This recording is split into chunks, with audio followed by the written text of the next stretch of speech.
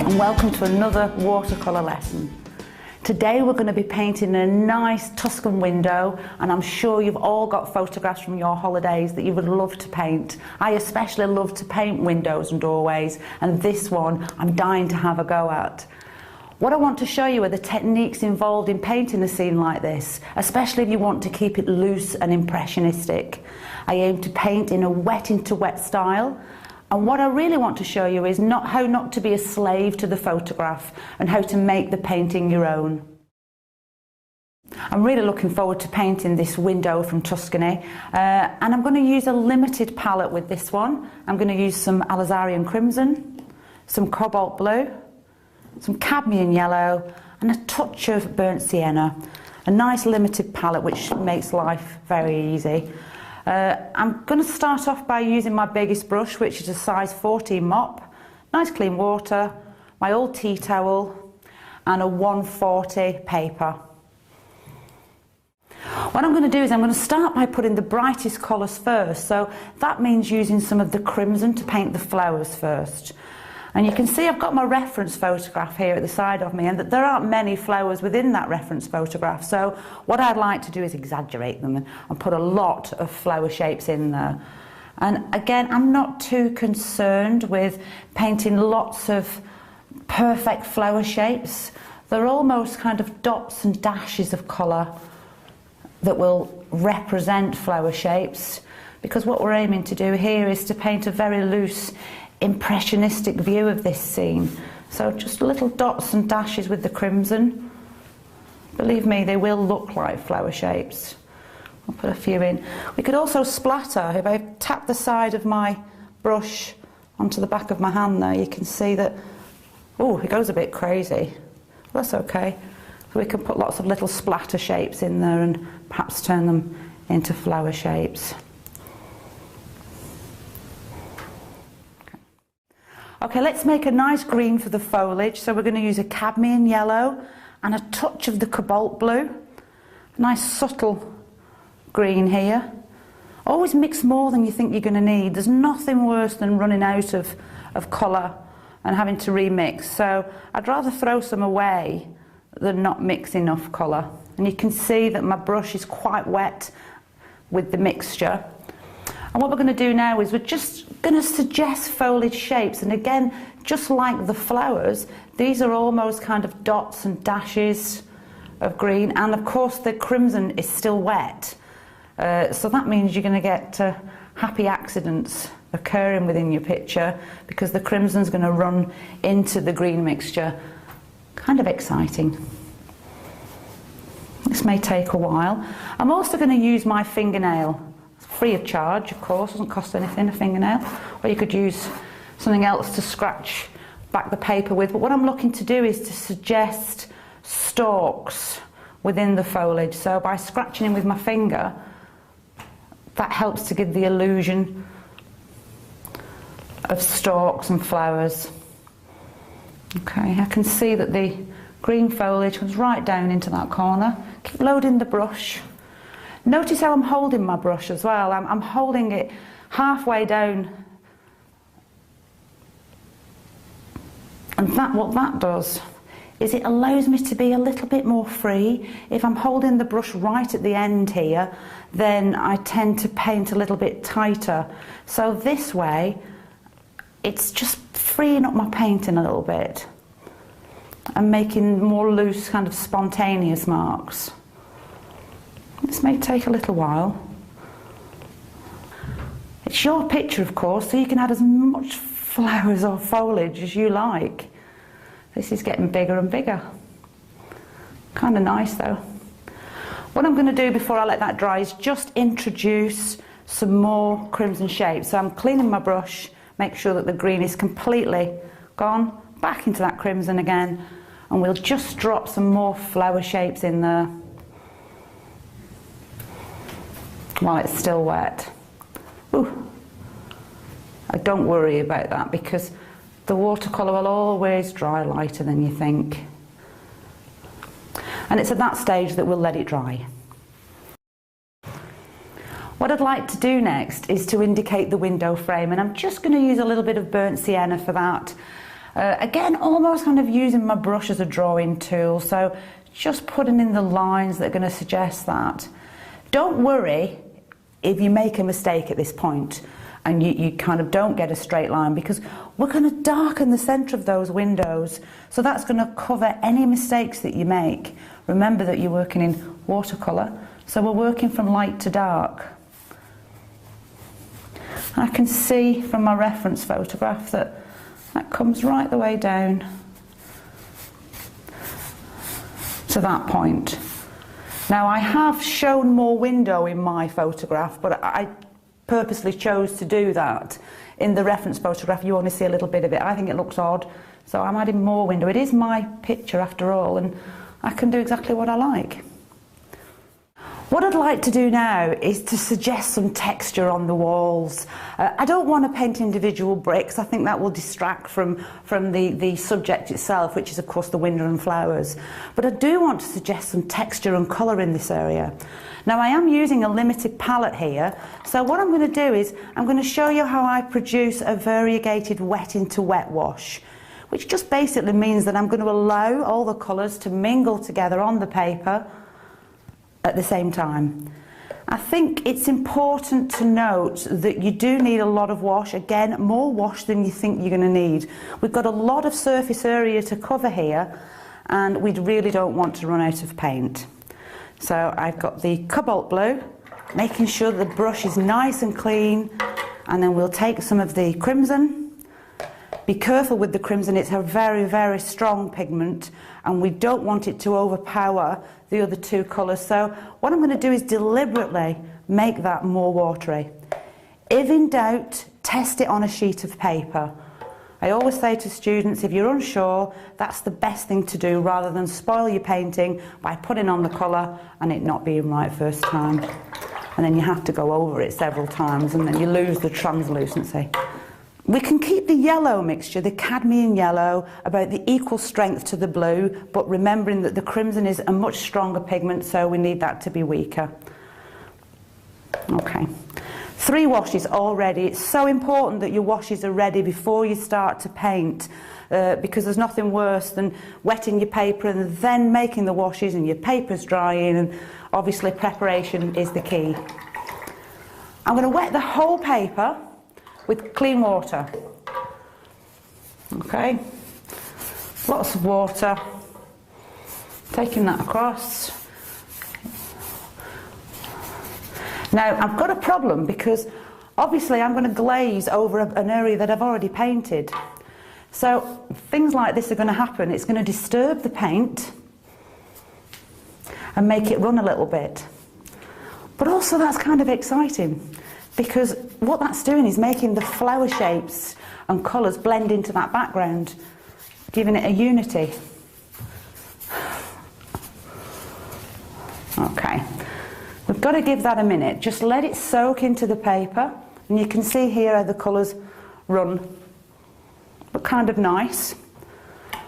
Okay, making sure I've got a nice clean brush now, cleaning that on the cloth. Let's take some of the yellow and let's drop that in, just like that. You've got to remember that you have to clean your brushes in between the washes, because I'm not mixing the colour on the palette, I'm mixing it on the paper. So I have to make sure that it's nice and fresh and clean when I do that. Okay? Again, you're scaring yourself when you put the wash on, because that really does look quite strong. And I suppose it is, but you know it's going to dry so much lighter than that. It's almost like a rainbow of colour. Again, a little bit of the yellow here. And what's happening is you're creating natural colour. The red is mixing in with the green, with the blue, sorry, to create a green. Try not to rub too much. Let's put a bit of crimson on this side, and that's going to be nice. That's going to complement the flowers. There's no real rules on where you put this colour, of course. Ooh. So hold your breath, painting technique. As you can see, the picture's now dry. The paint is nice and dry. We've got a bit of a rainbow effect going on, but that'll look quite nice when we get the shadows in. What I want to do is put one of the darkest darks in at this point, which is the window. Now, I don't really want to mix a very flat dark colour. That would look so boring. So what I'm going to do is I'm going to take some of the crimson and some of the yellow and just pop that in to that central shape. I'll put a bit of yellow in. Notice I have now got clean water. It was looking a bit like soup and needed changing. So we've put in just a combination of those two colours and allow them to mix together. And we'll just give that a second to dry before we mix a darker colour. Now we're only using these 4 colours, so we want a nice dark shadow colour. So the cobalt blue with a touch of the crimson. You have to be very careful with the reds, they do make a strong colour. I'm going to take a little bit of burnt sienna into that so it's quite a dark mixture. While it's still wet, what I want to do is I want to drop these washes in. Okay, now the pigment is so much stronger than the first wash that we put in. And you can see what's happening, it's bleeding into that wet wash. I don't want to make a very flat, boring area, so I want to see some of this colour showing through, almost like curtains. And before this is dry, I'm going to lift out some pigment with the thirsty brush, just perhaps suggest folds within the curtain. We'll not do that just yet. Let's come on to this second window pane here. A little bit more mixture. I have to make sure that I keep this a nice straight edge. Again, keep going in with the mixture.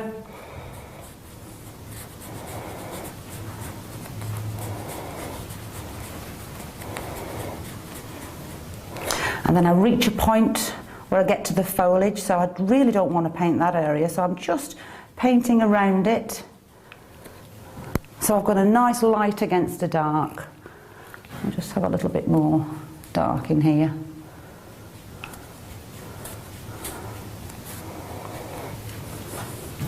You can see how strong that is. I'm going to clean my brush and just take the excess liquid out of that. And I'm just going to lift out some shapes. And hopefully that will suggest shapes within that dark area. And we'll let that dry. What I'd like to do now is to darken the green foliage. And obviously I'm going to use the same yellow and blue that I used to create the lighter foliage. But this time I'm going to make it slightly stronger, and I'm going to introduce a little bit of the burnt sienna into that. So it's the cobalt blue, the cadmium yellow, and a little bit of the burnt sienna, and you can see that that's made quite a strong, thick, darker mixture. This is where we can do a little bit of tidying up with the foliage. I can see that I've got darker shadows around the leaf shapes. Now obviously I'm not going to paint every single leaf, so what I'm going to do is I'm going to suggest the shapes by painting little circles of value with the darker green, and again I can use my fingernail and I can scratch into that area. I'm very much aware that I don't want to paint over all the green. I want to obviously let some of it show through. I think you can see where I'm going here. A darker pigment, we'll put a little bit on this side as well. It's trying not to overdo it. Okay, and we'll put a little bit here. If I screw my eyes up, I can see the tonal value within that picture, and I can see where the darkest darks are. If I get too carried away, I can clean my brush, take the excess off, and I can soften that wash. Remember, we're not going for a botanical study of these flowers, we're going for a nice, loose, impressionistic view. And you can see now how the leaf shapes are taking more shape and form by putting darks onto them. And also just little dots and dashes. Again, I can use my brush and do a bit of tapping there just to kind of suggest more foliage shapes if you're feeling brave. We'll have a few more.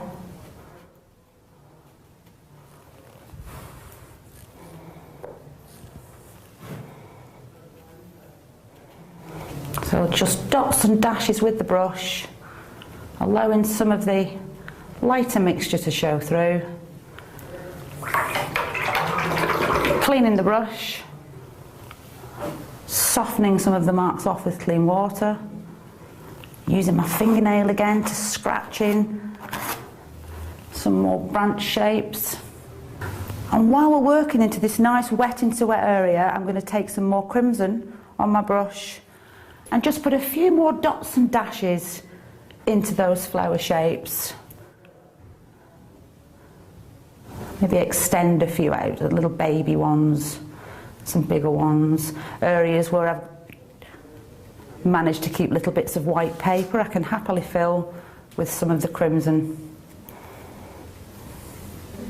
And I think you'll agree that now it's beginning to look like a window box of flowers. And at that stage we'll let it dry. Next it's time for big juicy shadows, and what that's going to do is it's going to pull everything together and give everything a unity. I'm going to do this by mixing the cobalt blue with a little bit of the crimson. Again, be careful with that. Always mix more than you think you're going to need. We'll come back to that wash, we're going to make it darker later.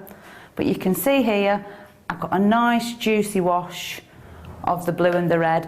What I like to do is take a little bit of burnt sienna just to take the sweetness away from that shadow colour. It's a little bit too purple, so I'll take a bit of burnt sienna and just pop that in, and that takes the sweetness away. That's a nice colour. Now it's down to pure observation, because we're looking at where the darks are and where the lights are, and I can automatically see that the inner window is dark. So it's really simple. All we're doing is observing shadow colour. Shadow. We'll run that all across the window. Don't be scared of doing that, it's going to dry lighter. I've got little kind of marks here that suggest a crumbly wall. And again, this shape comes down. Load the brush.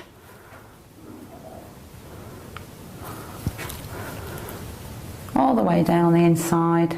And then remember, you get into your flower shapes here now, so try and paint around them. And we'll bring that wash across, like so. I'd like to introduce a bit of shadow colour here as well. I can see that this part of the sill here is in shadow. So it's just our shadow mixture. This shadow mixture is so versatile. You can use it on foliage. I could pop it into my foliage and it would act the same as the green wash. Shadows are always a scary thing for a lot of students and for myself, so deep breath, and what we'll do is we'll start to put the shadow colour in into this area here. So the light's coming from the left, and what that's doing is it's casting shadows from the foliage. So remember, you've got shapes like this from the stalks and the leaves. Again, we can do a little bit of splattering with our brush.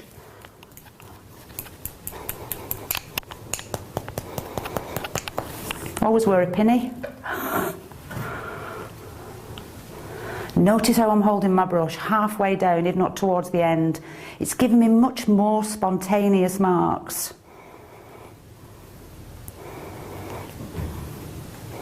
So I'm not trying to replicate every bit of foliage. It's kind of suggesting it.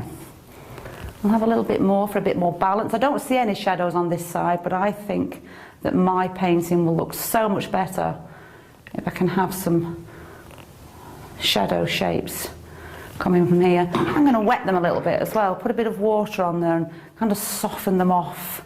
Again, it's always a risk to add water to an already wet wash, because you will end up with backruns and cauliflowers, but I think for these shadows that's going to be quite nice. And I hope you'll agree it's giving it a bit of drama. Look how I've got the lovely light foliage against the dark shapes. What's going to happen now is we're going to allow this to dry and then just finish off with some nice dark marks that are going to pull the whole thing together and finish the painting nicely for us. What this picture needs now is just a few final darks just to finish it off. So we've used the cobalt blue and the crimson to mix this purple mixture, and we put a little bit of brown in it. Now we're looking to produce a slightly thicker mixture. So it's the same colours, exactly the same colours, just a little bit thicker.